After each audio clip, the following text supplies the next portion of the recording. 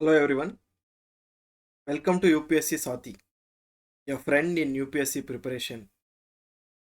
In this series of lectures, we shall be studying the political science optional for UPSC.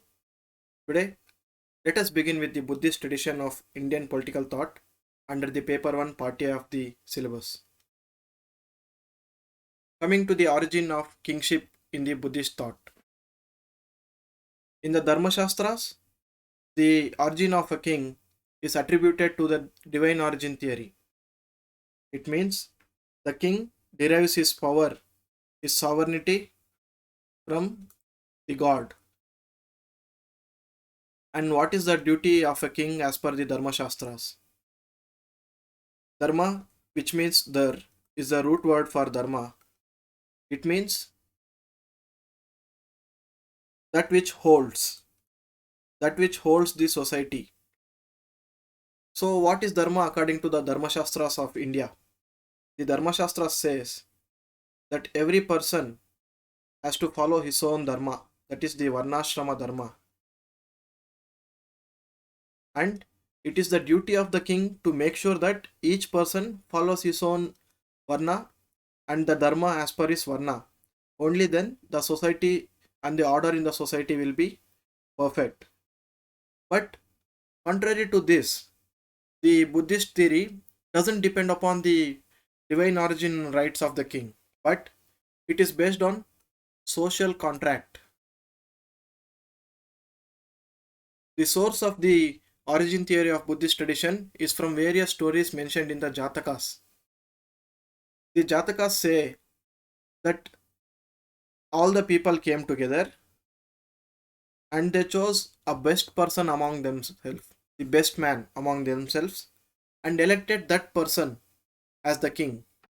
And this king is known as Mahajana Sammata, Mahajana, from all the people, Sammata, accepted. So he is the one who is accepted by all. Generally, a Kshatriya used to be chosen as a king, but as we know, in Buddhist tradition, there is no caste. So because of that, even other people belonging to other lower castes were given the opportunity to be a king. There is a Jataka story that a person belonging to a lower caste was also a king. And in the Buddhist theory, the revolts are also justified. When are the revolts justified? People can revolt on a king when the king fails to maintain his duty. And what is the duty of a king? It is to protect the people from bad and punish wrongdoings. When a king fails to do his duty, that is protecting the people from the bad and punishing the wrongdoings, the people can revolt on him. And there are two conditions. The origin of the kingship must be based on contract, and the king should fail in his duty. Also, the king was not ultimate power as it was in the Dharma Shastras. Under the Buddhist tradition, the rights of the king were limited.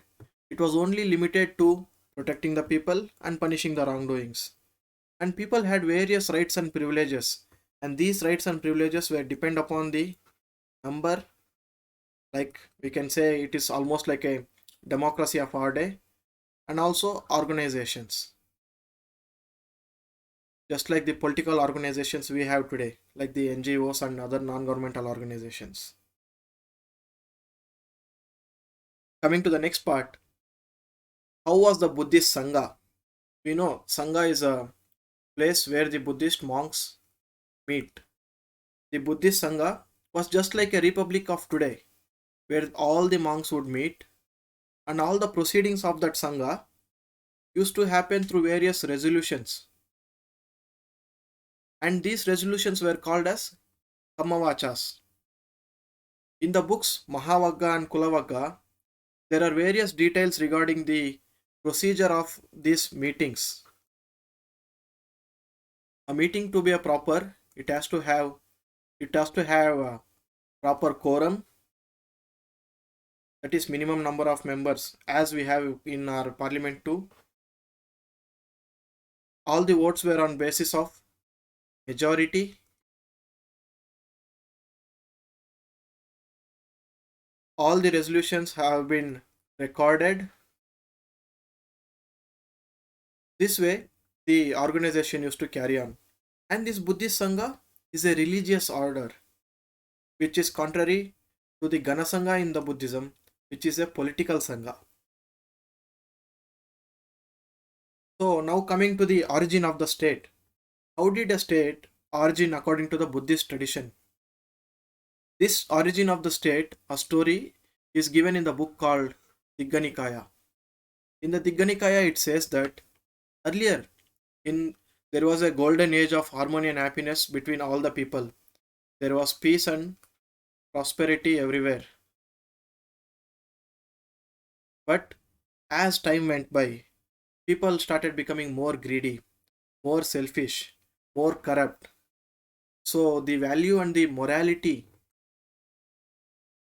of the society reduced. When this morality of the society reduced, all the people came together and they thought we should elect a person who is best among ourselves as our leader, as our king, who should be ruling us and maintaining the law and order of the society and the morality of the society. And this person is known as Mahasamata or the great elect. And what is the duty of such king? We have already discussed it is to uphold morality and protect the good people from wrongdoings and punish the wrongdoings. And with regard to punishments, even Lord Buddha has said that punishments has to be there. In the book Anguttara Nikaya, Lord Buddha, he focused on he talked about punishment that a ruler should be giving so as to the deterrent. The punishment should be for deterrent so that the crime should not be repeated again. And how did the society evolve according to the Buddhist theory of tradition? As we have talked earlier, there was a continuous and moral and physical decline in the morality of the society.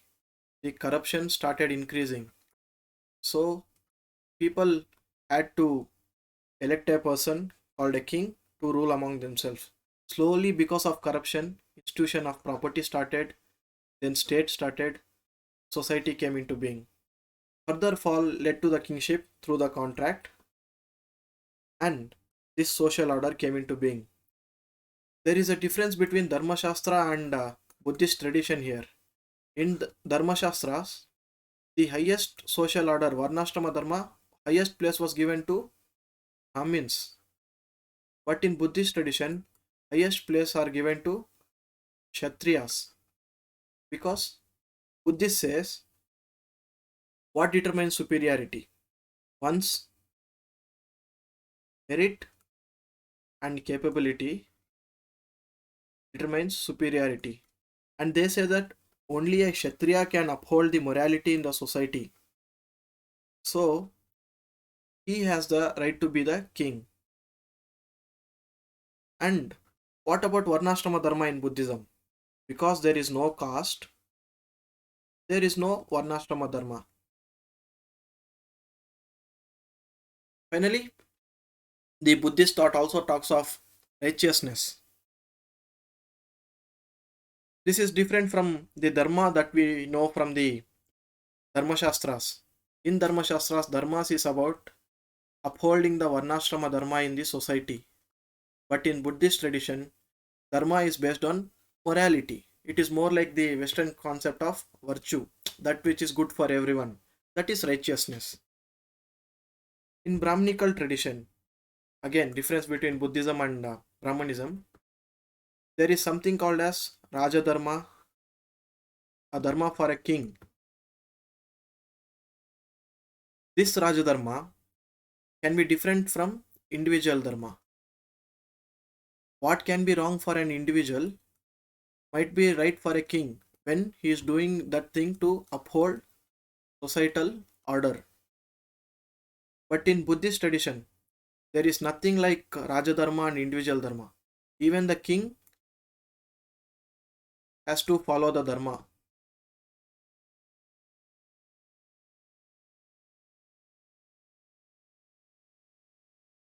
Also in Brahmanical tradition, there is a separate ethics for internal management and external management of a state. When it comes to the internal management, even Kautilya says that one has to be totally ethical, one has to follow all the dharma. But when it comes to external ethics, dealing with foreign relations, one need not be ethical, says Kautilya. But in Buddhist tradition, even with respect to foreign relations, you have to be righteous. Buddhist tradition says righteousness is a king to a righteous king. So this places righteousness even above the king. That is the highest level of virtue given to righteousness. So what is this righteousness? This righteousness is right words, right conduct, right views, all that we have studied in Buddhism.